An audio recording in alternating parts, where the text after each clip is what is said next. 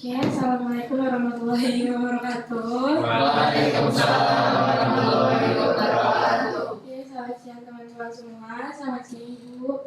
Oke semuanya, perkenalkan saya Nazari Tonga dari NIM G1024147. Pada hari ini, saya berperan sebagai moderator yang akan membimbing acara diskusi kelompok yang keempat kita pada hari ini. Jadi, pada hari ini di diskusi kelompok 4, kita akan membahas lanjutan tentang diskusi kelompok 3, yaitu tentang step yang kelima, sasaran belajar, step yang keenam, belajar mandiri, dan step yang ketujuh, refleksi. Baiklah, sebelum kita memulai acaranya, terlebih dahulu, marilah kita berdoa menurut agama dan kepercayaan diri kita masing-masing. Berdoa dimulai.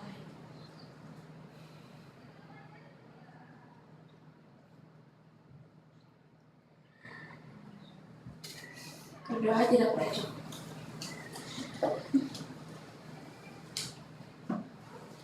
Ini semua tanpa perlu berlama-lama, karena kita juga sepertinya saya melihat dari teman-teman saya sudah banyak memikirkan ide-ide di pikirannya. Kita masuk ke sub yang kelima, yaitu tentang sasaran belajar. Apakah ada teman-teman yang ingin berpendapat?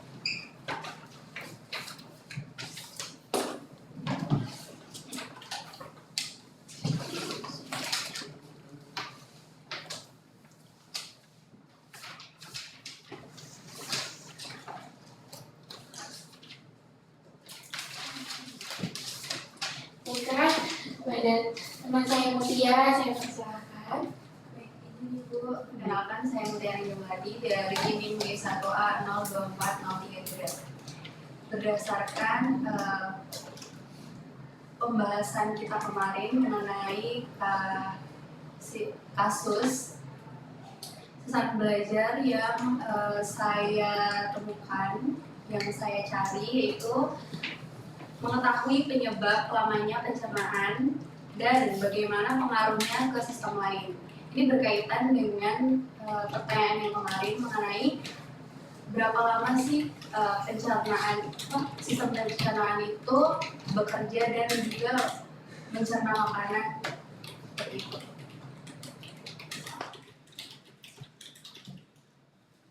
Terima kasih. Baik, terima kasih kepada teman saya Mutia. Apakah ada teman-teman lain yang mau menanggapi tentang sasaran belajar kita?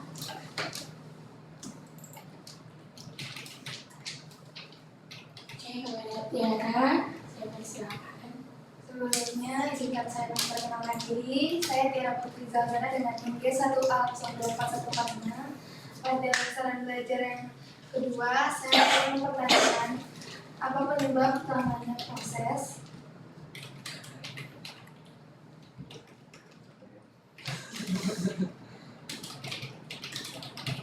pencernaan dan bagaimana pengaruhnya ke sistem lain.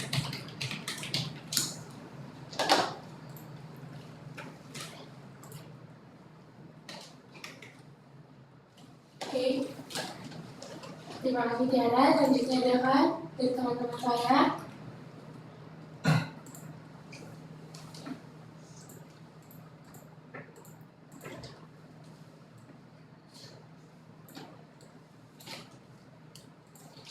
Baik. Oke, silakan Kelvin. Saya persilakan. Saya mau mengetahui tentang bagaimana Kelvin, izin. perkenalkan nama saya Kevin Aditya Sanjono dengan NIM G1A 02407. Saya ingin mengetahui bagaimana peran berbagai sistem organ lain dalam berbagai fungsi sistem pencernaan.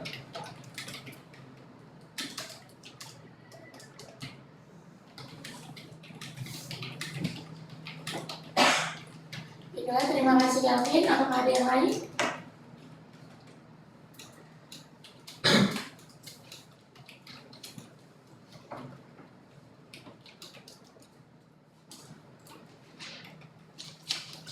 Oke, dari yang lain pun, saya persilakan.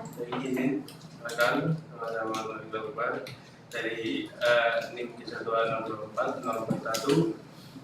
Saya ingin tahu apa hubungan antara anatomi dan fisiologi dalam pencernaan.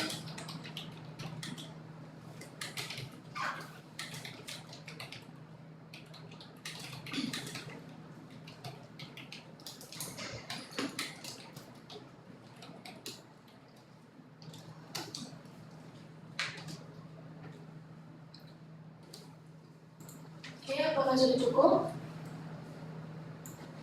Oke. Sepertinya kalau melihat dari 5 sasaran belajar ini, sepertinya kalimatnya lebih bagus kalau misalnya kita buat itu tentang mengetahui penyebab lamanya proses pencernaan dan bagaimana, atau memang dia pertanyaannya seperti ini tentang sasaran belajar. Yang saya tahu sih goals-nya kan, jadi kita bisa mengetahui penyebab lamanya proses pencernaan dan bagaimana pengaruh seperti itu. Berarti dia tidak dalam bentuk pertanyaannya? Atau bagaimana? Setahu saya tidak. Langsung seperti bentuk kalimatnya mutia. Berarti kita ubah. Berarti jadinya itu nanti yang kedua, saya mohon maaf, berarti mengetahui penyebab lamanya proses pencernaan dan bagaimana pengaruhnya ke sistem lain. Seperti itu. Oke, ada tanggapan lain? Saya ingin menanggapi perlahan hasil evaluasi dengan tinggi 1 mungkin sebenarnya saya kurang terlalu mendalam sasaran belajar, hanya saja berdasarkan PowerPoint dari Dr. Nico Ferry dalam 7 chapters itu sasaran belajar itu lebih ke pertanyaan dan itu yang diurutkan. Jadi kalau misalnya kita sudah brainstorming gitu kan, nanti masih ada pertanyaan yang belum dijawab, nanti pertanyaan itu diurutkan lalu harus menggunakan sasaran belajar. Mungkin teman-teman bisa demonstrasi kalau misal ada yang salah. Soalnya saya ingat saya seperti itu. Terima kasih Edwa. Mungkin untuk sasaran belajar kita keep dulu untuk 4 pertanyaan ini. Mungkin nanti untuk info lebih jelasnya kita bisa tahu apakah dia memang subjeknya seperti mengetahui penyebabnya atau memang dia dalam bentuk pertanyaan. Oke, kita masuk ke step yang ke-6 yaitu tentang belajar mandiri. Di belajar mandiri ini kita mengumpulkan jawaban dari teman-teman tentang pertanyaan-pertanyaan di atas mungkin, atau kalau ada dari teman-teman yang ingin menjawab pertanyaan-pertanyaan di atas kepada teman-teman saya persilakan.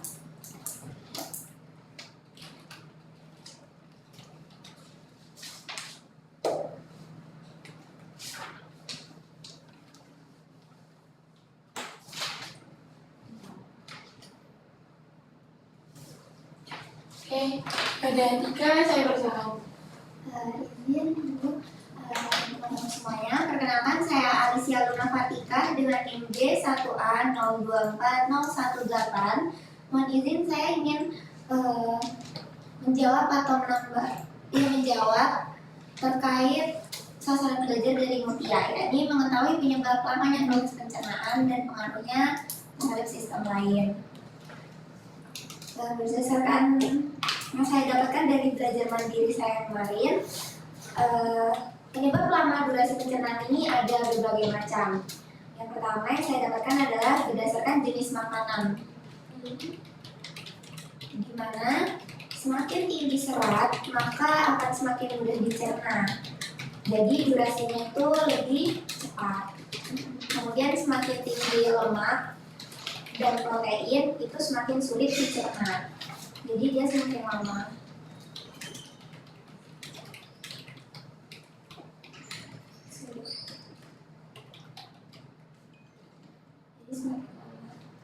Selain jenis makanan, ada juga kondisi tubuh atau dalam keadaan medis. Ini tuh menyangkut ada atau tidaknya obat yang dikonsumsi, di mana obat-obatan ini juga pastinya berpengaruh kepada proses pencernaan dan juga keadaan tubuh. Dia kondisi kesehatannya sedang optimal atau tidak. Mungkin segitu yang dapat saya sampaikan. Dari teman-teman mungkin ada yang ingin melengkapi atau menambahkan mengenai penyebab lamanya pencernaan dan menjawab pengaruh yang terhadap sistem lain. Oke, terima kasih Tika. Terima kasih. Tanggapan untuk pertanyaan ini kemudian akan dilanjutkan oleh Adwa. Kalian persilakan. Saya ingin menanggapi untuk jangka waktu proses pencernaan selain yang seperti Tika sudah sampaikan, ada juga pengaruh dari metabolisme tubuh, yang mana itu bisa sesuai genetik dari orang tersebut dan usia. Kalau misal semakin tua, otomatis metabolisme tubuh semakin menurun dan proses pencernaan makanan menjadi lebih lambat. Baiklah, apakah ada tanggapan lain dengan pertanyaan ini? Oke, pada Tiara, silakan.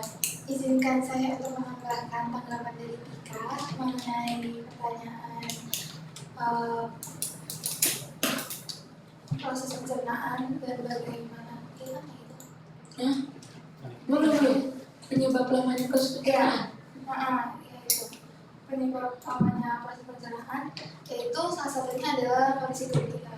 Di mana aku mengutip dari jurnal analisis pengaruh faktor resiko terhadap gangguan pencernaan yang targetnya adalah pekerja industri pestisida Gresik, tetapi di sini sebagai referensi saja untuk menjawab pertanyaan tersebut, yaitu menyatakan bahwa penelitian menelaah apakah faktor gangguan pencernaan berdasarkan hasil, yaitu stres, depresi, cemas, pola makan, paparan luar, kelelahan, dan penggunaan masker.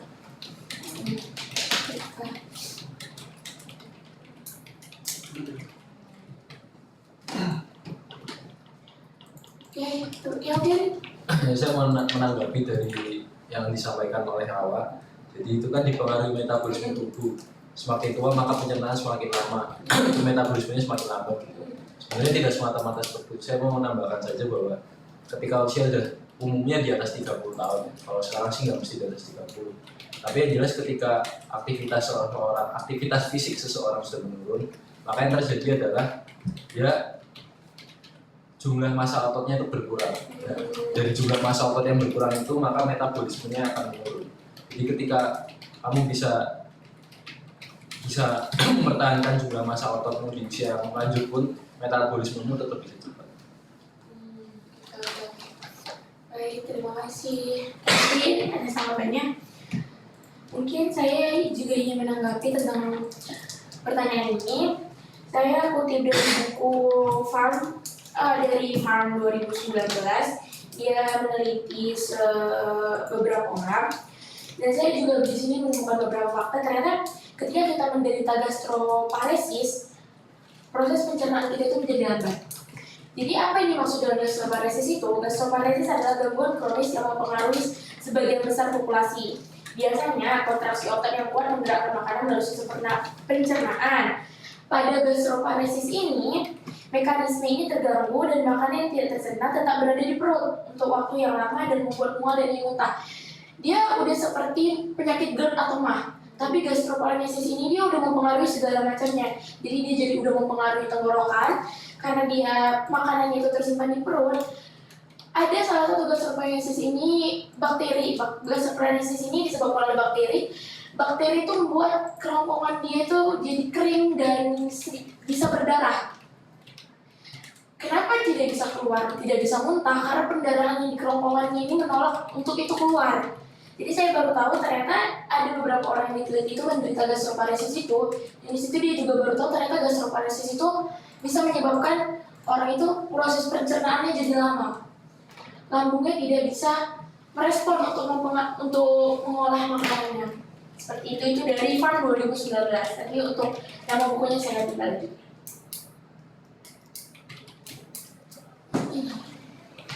Apakah ada lagi teman-teman yang ingin menanggapi? Cukup untuk pertanyaan ini. Baiklah, kita lanjut ke pertanyaan nomor 2. Atau mungkin ada pertanyaan yang mau ke pertanyaan 4 dulu atau pertanyaan 3?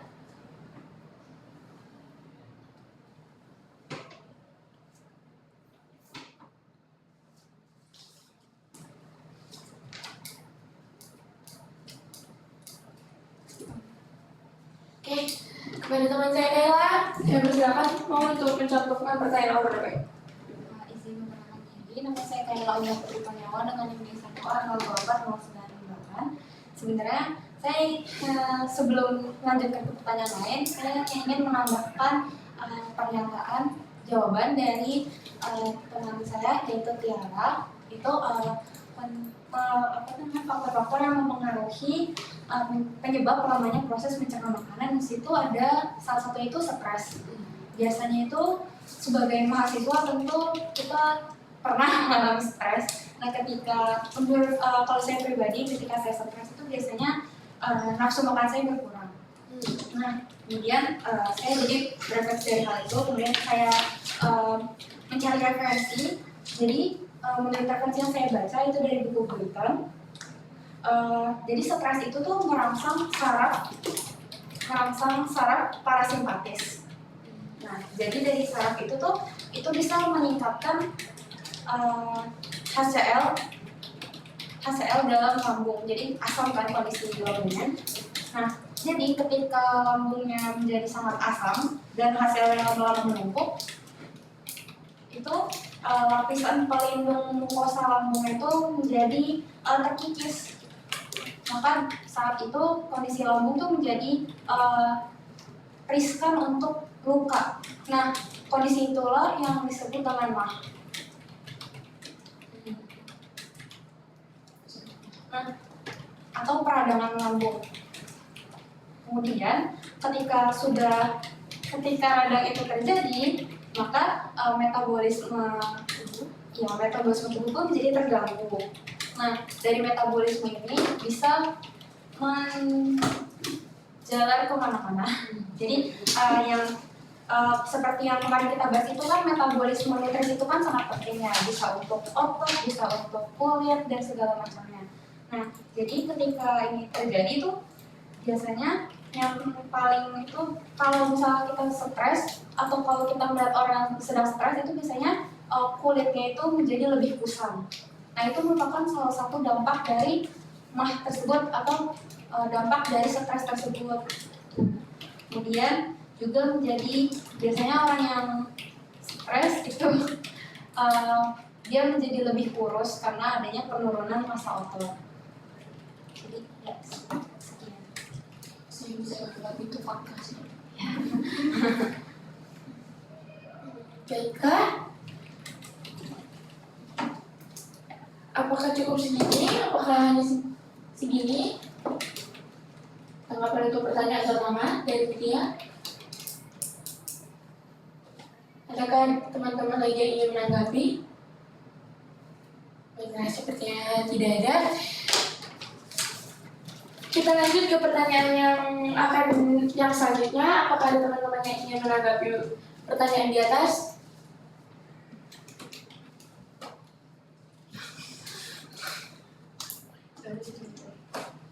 Oh, baiklah. Sebelumnya mau izin menambahkan untuk yang nomor pertama ini. Sebenarnya ini juga berkaitan dengan yang nomor 2 sepertinya, karena kurang lebih sama ya. Itu yang saya kemukakan adalah selain faktor-faktor yang disebutkan oleh teman-teman, yaitu adanya peran gaya hidup. Jadi gaya hidup seorang mengenai apa yang dia konsumsi, kemudian aktivitas yang dia lakukan itu sangat berpengaruh dengan sistem pencernaan. Salah satu contohnya adalah gaya mengunyah. Sesimpel gaya mengunyah seorang, jika seorang bisa mengunyah lebih lambat, maka proses pencernaan dan juga proses mengunyah, proses mengurai makanan jadi lebih kecil tentunya akan lebih maksimal, dan itu juga lebih memaksimalkan saliva yang bisa bercampur, yaitu enzim-enzim seperti amilase, sehingga di seterusnya itu bisa lebih maksimal seperti itu. Kemudian terkait umur juga saya sangat setuju, karena selain tadi yang disebutkan A2 dan juga kreatin, sebenarnya banyak faktor mengenai umur di sini. Bagaimana umur yang lebih tua pastinya akan lebih menurun. Tapi bagaimana kita bisa menjaga kondisi saat umur-umur sudah semakin tua kan. Nah, di umur yang normal dalam artian masih seimbang seperti itu, menjaga aktivitasnya, produksi asam lambung itu berkurang. Ini secara general tanpa adanya kondisi lain ya. Jadi produksi asam lambung itu berkurang dan ini pastinya akan berpengaruh dengan sistem pencernaan karena ya asam lambung ini memecah yang di bolusnya kan. Kemudian ini berpengaruh ke pergerakan usus yang akan melambat karena kurangnya pemecahan dari si bolus tersebut. Terima kasih. Baiklah, apakah ada teman-teman yang lain yang menanggapi?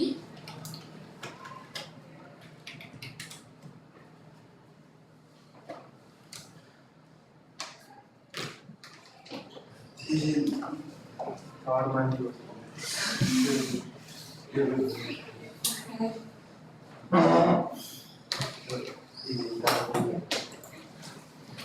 Baiklah, adakah yang lain, teman-teman?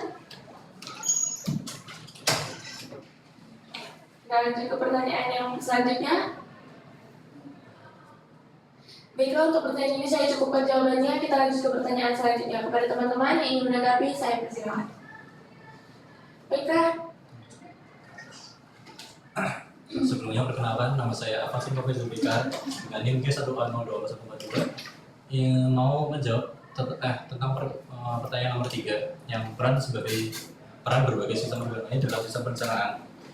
Itu saya baca-baca dari web Kemenkes, yaitu pas itu saya pernah baca ada pencernaan pada saat di lambung, organ hati juga membantu untuk membunuh macam-macam kuman yang sudah dicerna di situ, dan juga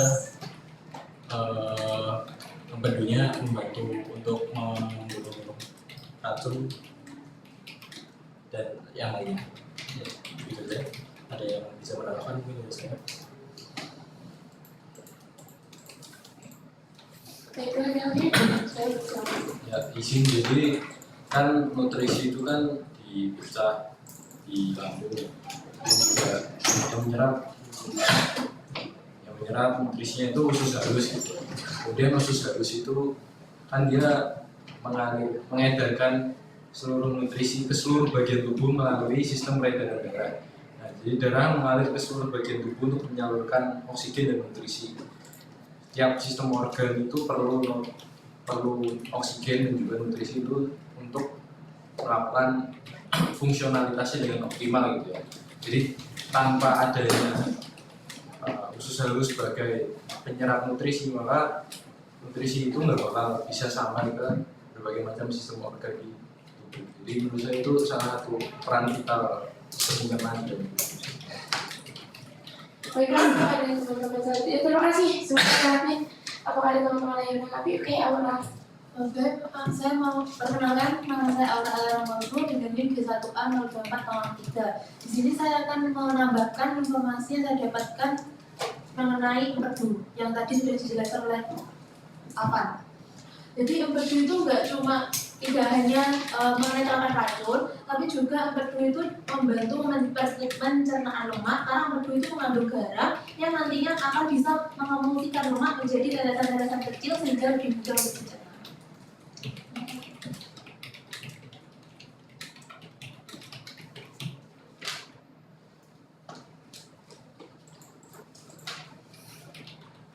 Baiklah, apakah ada teman-teman lain? Terima kasih Aura atas tanggapannya.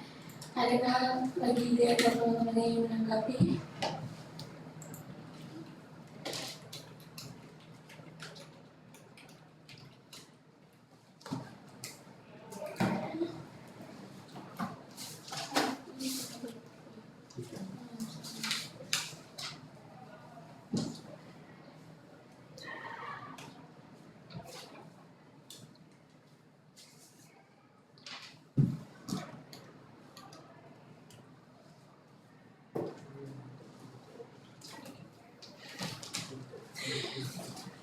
Ya, apakah sudah cukup tanggapannya atas pertanyaan ini, teman-teman? Ya. Oke, Mutia, silakan. Jadi menambahkan selain dari limfatik dan juga kardiovaskular, ada yang berhubungan dengan ini dari sistem endokrin. Itu pada fase pencernaan terdapat enzim-enzim yang dihasilkan pada lambung maupun mulut. Ini enzim ini disekresi oleh pankreas. Jadi dari pankreas menghasilkan enzim yang nantinya membantu mengurai makanan dalam proses pencernaan. Terima kasih.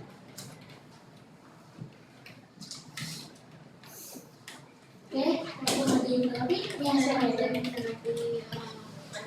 Ya, kalau boleh tahu enzim yang disekresikan oleh pankreas ada apa? Ada apa saja? Baik. Enzimnya itu enase, pepsin, renin, tripsin. Dari yang saya cari, mungkin ada teman-teman bisa menambahkan.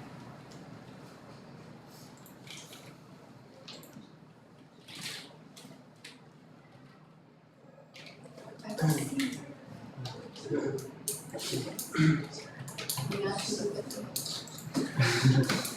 Maksudnya sampai nambah. Apakah teman-teman lain ingin menanggapi?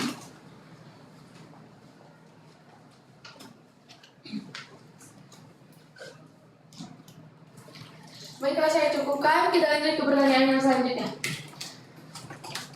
Yang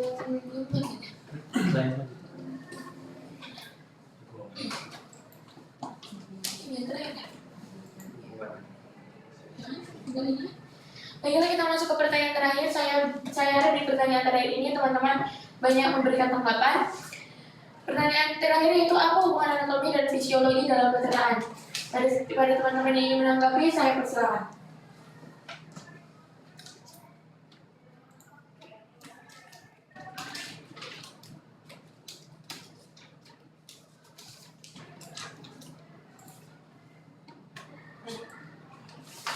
Baiklah, kepada dua, saya persilakan. Saya ingin menanggapi pertanyaan terakhir. Sejujurnya saya kurang begitu paham dengan pertanyaan, tapi sepenangkapan saya, hubungan antara anatomi dan fisiologi dalam sistem pencernaan ini dilihat dari studi keduanya masing-masing, itu anatomi dan fisiologi. Seperti yang kita tahu, berarti kalau misal secara anatomi, apa hubungan antara anatomi dan fisiologi? Secara anatomi sendiri itu mempelajari struktur tubuh, sedangkan fisiologi adalah fungsinya.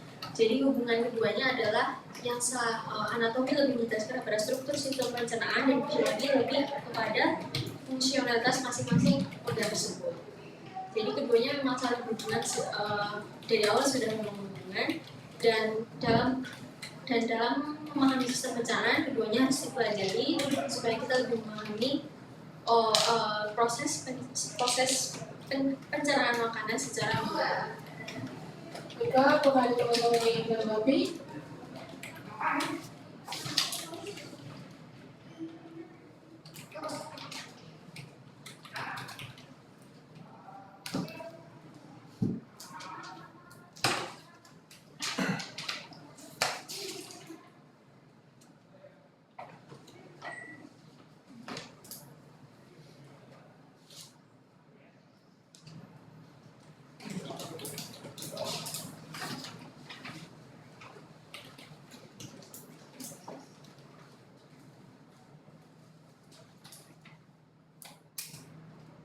Tidak ada. Saya mau menanggapi sebenarnya sejujurnya saya tuh masih belum paham maksudnya dari pertanyaan itu apa. Bisa dijelaskan maksudnya? Atau ada yang cara bacanya sama jadi bisa dijelaskan gitu maksud pertanyaannya itu gimana?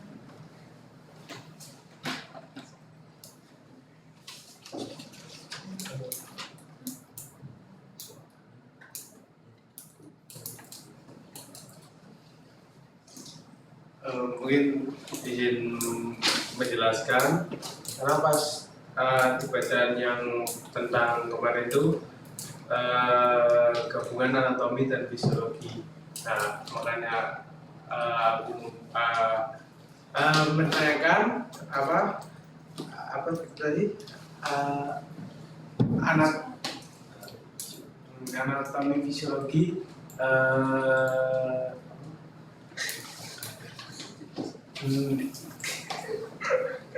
kenapa itu jadi satu kan aku gimana ya itu paham aku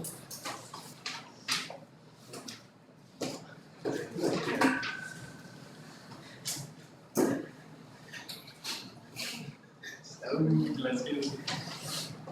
Oh, menanggapi mungkin masuk paling itu hubungan antar sistem pencernaan itu dalam dari sudut pandang anatomi dan fisiologi. Sip. Simpel. Makasih Pak. Baiklah, tanya-tanya awal yang mengerti. Apakah teman-teman sudah mengerti semuanya? Apakah ada tanggapan? Apa kurang paham? Saya juga udah lepas. Jadi maksudnya itu apa?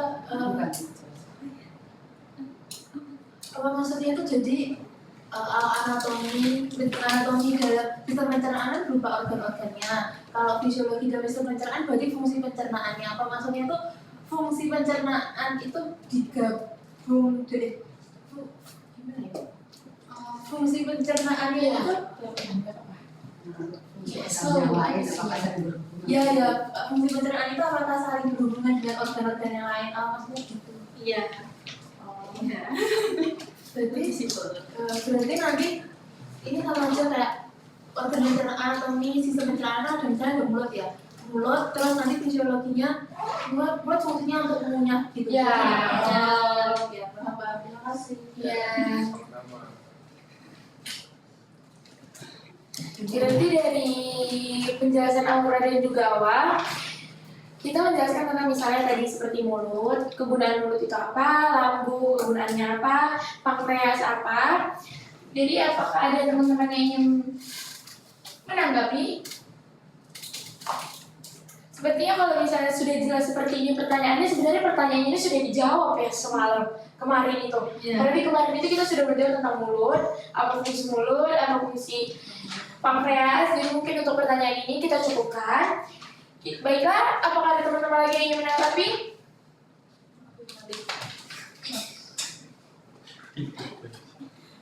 Baiklah, karena di belajar mandiri teman-teman sudah menanggapi semua, kita masuk ke bagian yang terakhir yaitu tentang refleksi. Apakah ada teman-teman yang ingin merefleksi DK dan apa yang akan kita ambil dari DK 3 dan DK 4 ini? Oke, baiklah, terima kasih Aura, silakan. Saya ingin merefleksi kemarin saat 3 saya kan kemarin menjadi notulen tulis. Harusnya saya lebih paham gimana itu konsep mapnya itu mau dibawa kemana, terus tidak ya harus paham sih, harus paham konsep map terlebih dahulu teorinya, tidak malah merepotkan. Enggak sih, tapi enggak merepotkan sih, tapi kayak kita kan udah nulis duluan, terus ternyata sama teman-teman tuh enggak ada yang serot, terus jadi nulis ulang gitu. Jadi kayaknya aku merefleksi tentang kayak belum paham tentang teori konsepnya itu gimana. Berarti di refleksi dari Aura, berarti Aura ingin lebih paham tentang konsep map dan proses mengerjakan konsep map. Baiklah, apakah ada teman-teman lain yang ingin mengoreksi, yang merefleksi? Baiklah, saya duluan. Ya, teman-teman, sepertinya sama dengan Aura, saya juga masih sedikit kesulitan dalam memahami proses pengerjaan dari konsep map dan bagaimana mengerjakan konsep map itu sendiri. Selain itu, dari refleksi saya ingin lebih memahami proses terjadinya sistem pencernaan dan bagaimana saya nantinya akan membawa itu ke gaya hidup saya. Seperti kita tahu sistem pencernaan itu banyak organnya dan kita memang wajib menjaga organ-organ itu sendiri. Dan dari hasil refleksi saya ingin lebih memahami proses terjadi sistem pencernaan dan bagaimana cara untuk melakukan pola gaya hidup sehat untuk merawat sistem pencernaan saya. Apakah ada teman-teman lagi yang ingin berefleksi? Eka, ada? Sebelumnya saya ingin merefleksi bahwa kemarin saya sepertinya kelewatan batas karena sudah mengganggu pekerjaan notulen tulis. Baiklah, saya ambil arah. Tidak apa-apa, kita sama-sama saling membantu tolong. Baiklah, silakan lanjut. Ada? Mungkin seperti itu dan mungkin saya juga minta maaf karena terkesan menggurui, karena sejujurnya saya juga masih belajar tentang konsep map dan PBS dan Jamsat ini karena menurut saya ini pertama kali. Jadi ya saya mohon maaf. Dan untuk tentang sistem terkait dengan skenario sendiri saya refleksi bahwa mungkin saya harus belajar lebih banyak tentang sistem pencernaan karena saya menurut saya pertanyaan yang saya lontarkan itu masih terlalu general dan belum spesifik, jadi mungkin saya akan lebih mungkin mencari-cari referensi dan literatur terkait tentang sistem pencernaan supaya saya dapat memahami secara holistik tentang sistem pencernaan. Baiklah, terima kasih Adwa atas refleksinya. Mari kami mulai. Ya, silakan. Sebelumnya saya minta maaf kepada notulen luring kemarin atas kejadian yang terjadi kemarin dinamikanya. Ya mungkin memang terkadang hal seperti ini bisa terjadi. Ini juga mungkin karena kurangnya saya dalam memahami cara penggunaan konsep map. Jadi saya harap teman-teman di sini yang lebih mengetahui cara menggunakan konsep map bisa juga sharing ke kita juga ke saya terutama supaya saya bisa membuat konsep map lebih baik. Jadi terutama untuk minggu depan ada ujian juga menggunakan konsep map. Saya harap kita bisa saling membantu. Jadi kita bisa maju bersama-sama. Terima kasih. Terima kasih Kak Amin atas refleksinya. Apakah ada teman-teman lain yang ingin berefleksi? Baiklah, Evan Syahdi Samutra, kami persilakan.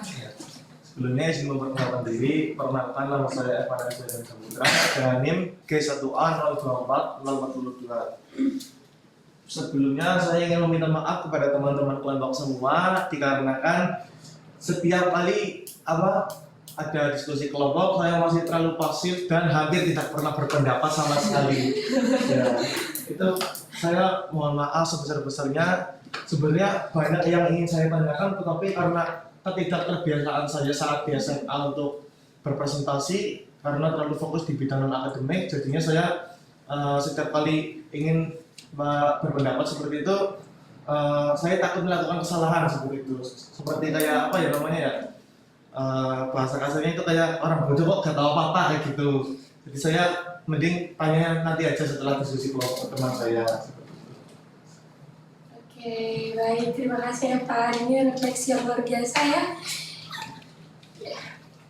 Tidak apa-apa ya Pak. Kita semua saling membantu hari ini. Semangat ya Pak. Ya. Oke, selanjutnya bakal ada lagi yang mau refleksi. Tiara, dari Tiara saya persilakan. Saya sebagai notulen dari kemarin, saya berefleksi bahwa saya menulisnya sangat banyak typonya, terus juga saya juga lambat mencerna karena kemarin juga saya sebenarnya sedang tidak baik-baik saja. Tapi untuk kedepannya saya harus lebih siap lagi dalam mempersiapkan notulen dari maupun luring ataupun menjadi moderator di kemudian hari. Terima kasih. Baik, terima kasih Tiara. Apakah ada lagi yang berefleksi? Oke, Tiara. Di DK 3 kemarin menjadi pengalaman pertama saya dan juga mungkin teman-teman semua, kita melaksanakan PBL, benar-benar PBL dengan sebuah kasus. Jadi kita membaca, menganalisis sebuah kasus, kemudian bisa menemukan keyword dari kasus tersebut dan dikembangkan menjadi sebuah pertanyaan dan dibuat konsep map. Nah, konsep map ini juga sebagai dari diri saya sendiri itu masih banyak pertanyaan yang belum benar-benar saya pahami, karena memang ada aturan-aturan khususnya yang harus kita patuhi terkait konsep map ini agar bisa dipahami dan digunakan untuk pembelajaran selanjutnya. Kemudian terkait kelancaran berpendapat kemarin dengan teman-teman, semoga kedepannya saya bisa lebih sistematis lagi dalam menyampaikan pendapat saya agar bisa benar-benar dipahami dengan bahasa yang lugas dan juga jelas, dan juga bisa membuat sebuah pendapat itu bukan hanya sistematis tadi, tapi juga lebih kritis lagi dan bisa menemukan lebih lanjut mengenai kasus yang kita bahas seperti itu. Jadi kemarin saya masih sebenarnya belum terlalu paham mengenai dalam-dalamnya kasus tersebut, karena saya masih kadang bingung dan bertanya-tanya ini harus dihubungkan dengan ini tuh seperti apa, dan juga agar lebih membahas ke klinisnya tuh seperti apa sih. Terima kasih. Terima kasih Mutria. Apakah ada lagi yang ingin berefleksi? Kita Kayla, saya persilakan. Terima kasih atas kesempatannya. Yang ingin saya refleksi sebenarnya sama seperti teman-teman yang lain. Mungkin kalau konsep mapping itu sepertinya sudah menjadi bagian yang harus direfleksi oleh masing-masing kita, karena ya kita sama-sama sadar bahwa kita belum sepenuhnya paham mengenai konsep mapping. Jadi itu bukan yang ingin saya jelaskan lanjut. Ingin saya refleksikan di sini itu adalah tentang bagaimana kita menyampaikan pendapat pada saat kita tidak kemarin. Dan kemarin itu yang saya lihat adalah bagaimana ketika kita menyampaikan pendapat, kita masih terfokus pada apa yang kita tulis. Jadi seperti yang saya lihat itu seperti apa ya? Kita menyiapkan bahan, kita menyiapkan logbook, kita menyiapkan bahan untuk kita presentasikan, itu seperti hanya kita tulis, tidak kita pahami. Itu menurut saya pribadi ya, tapi mungkin menurut pandangan teman-teman yang lain berbeda. Tapi saya melihat diri saya masih seperti itu, jadi itu merupakan salah satu kekurangan saya, di mana saya sadar bahwa saya tidak 100% menyiapkan diskusi kemarin, jadi saya hanya menulis logbook, hanya menulisnya saja, tidak memahaminya lebih dalam. Jadi pada saat menyampaikan pendapat pun itu masih kata-katanya itu masih berdasarkan textbook, berdasarkan referensi yang saya baca dan saya tulis. Jadi tidak menggunakan bahasa saya sendiri, yang jadinya itu bukannya memori jangka panjang, melainkan hanya memori jangka pendek. Jadi ketika saya menyampaikan pendapat tersebut pun atau menyampaikan apa yang ingin saya utarakan, teman-teman yang lain pun belum tentu memahaminya 100%, karena yang memberi pendapat pun juga belum memahami 100%. Jadi semoga nanti ke depannya ketika melaksanakan PBL lagi, saya bisa mengurangi kendala tersebut dan lebih mempersiapkan diri lebih baik. Baiklah, terima kasih atas refleksinya Kayla. Apakah ada teman-teman lagi yang ingin berefleksi? Oke, apaan? Baik, terima kasih. Mungkin refleksi untuk saya sendiri sama seperti Kayla, karena ini PBL yang pertama kali bagi saya, yang kasus pertama yang diberikan kepada kita semua Pak. Nah itu saya juga masih bingung tentang terkait 7 jamnya, bagaimana cara menulisnya, terus gimana cara mengambil atau mencari materi yang bisa menyelesaikan kasus ini, juga terkait sumber-sumbernya, referensinya dari mana. Dan saya juga di sini materinya yang saya tulis juga kurang saya dalami, atau cuma saya tulis beberapa dasar-dasarnya saja, belum sampai yang terperinci erat. Nah, ya udah sih. Terima kasih Afan. Apakah ada lagi teman-teman yang mau refleksi?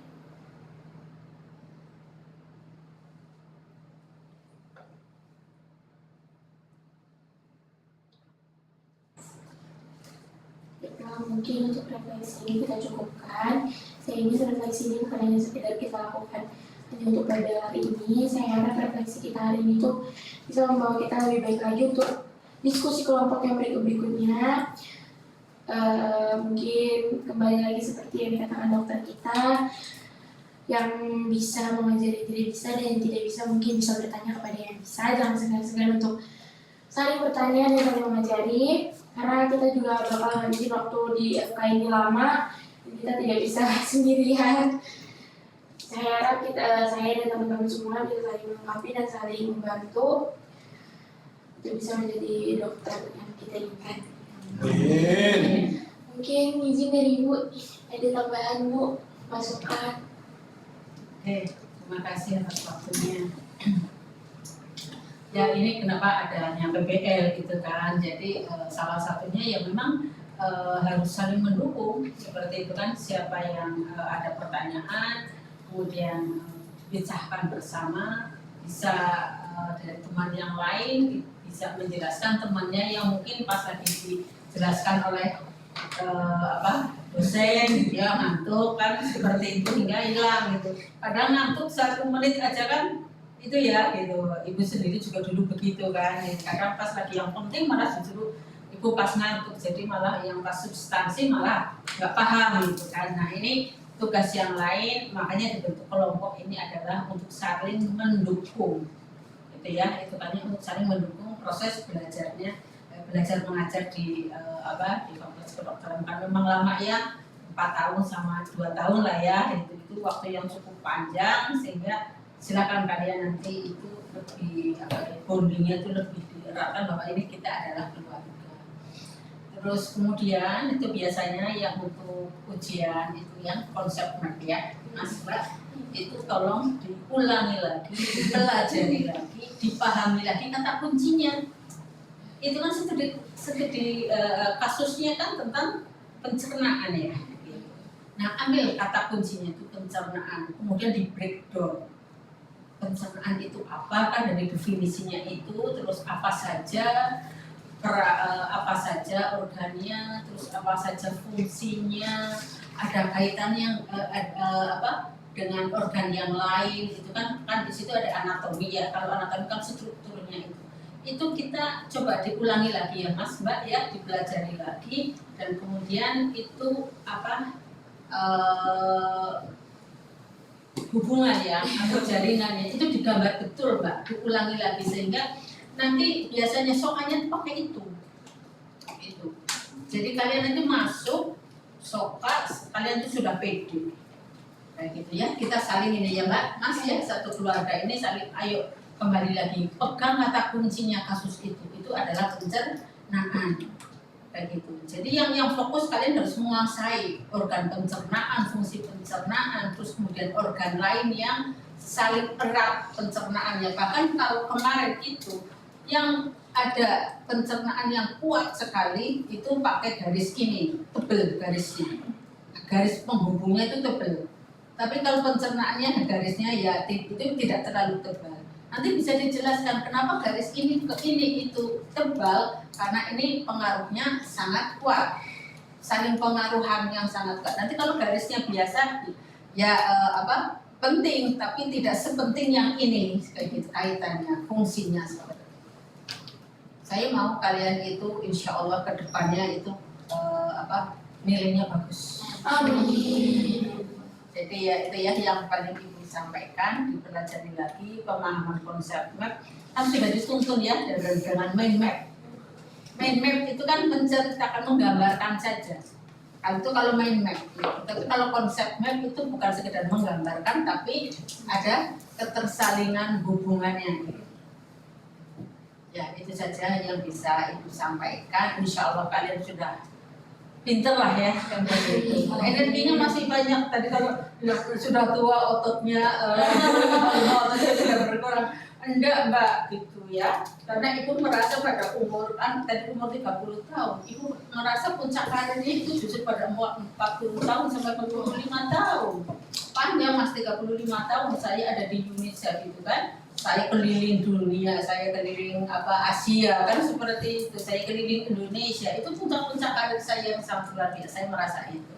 Nah, itu jadi ya itu harus semangat itu sih motivasi diri ya, tapi memang kalau ilmu kedokteran betul ya tentang apalagi setelah ibu sesar ya itu yang berdua itu sesar itu Mas, tenaga ininya sudah agak berkurang, beda ketika ibu belum disesar.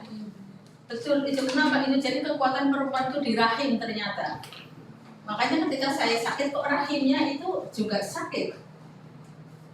Ketika saya merasa ini kok juga rahimnya ini untuk perempuan ya, saya nggak tahu untuk yang laki-laki gitu. Tapi untuk yang perempuan begitu ternyata misalnya ada apapun itu kontraksi persoalan rahim itu ternyata sakit gitu.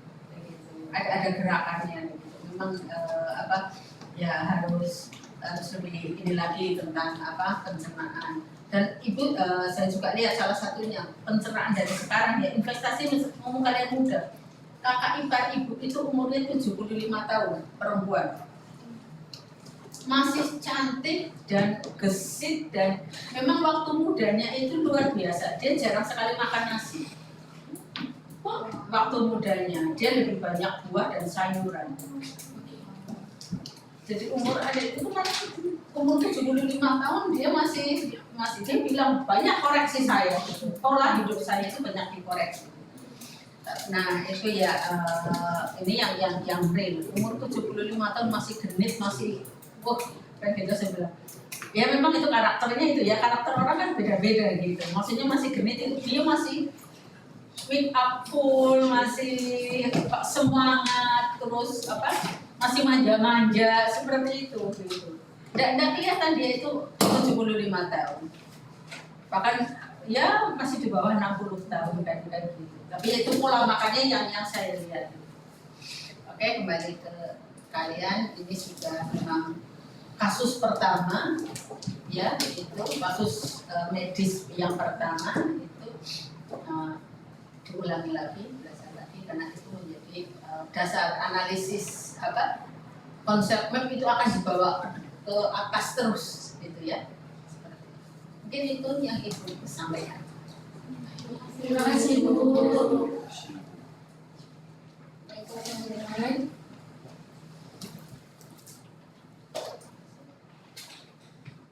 Teman-teman, terima kasih atas kerjasamanya pada diskusi kelompok 4 pada hari ini. Terima kasih atas refleksinya dari berbagai diskusi kelompok kita. Saya harap saya dan teman-teman semuanya bisa merefleksi diri dengan baik dan tentu menjadi orang yang lebih baik ke depannya. Saya sebagai moderator, mohon maaf apabila saya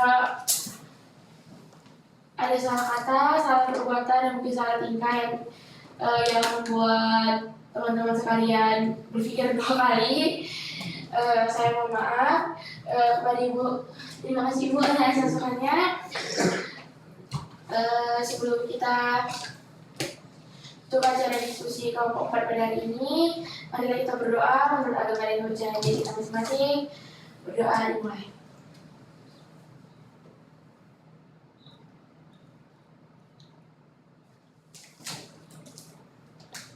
Berdoa saya tidak lupa untuk mengucap alhamdulillah dan syukur kepada Allah karena kita memberi kesehatan. Saya sebagai moderator mohon sendiri. Assalamualaikum warahmatullahi wabarakatuh.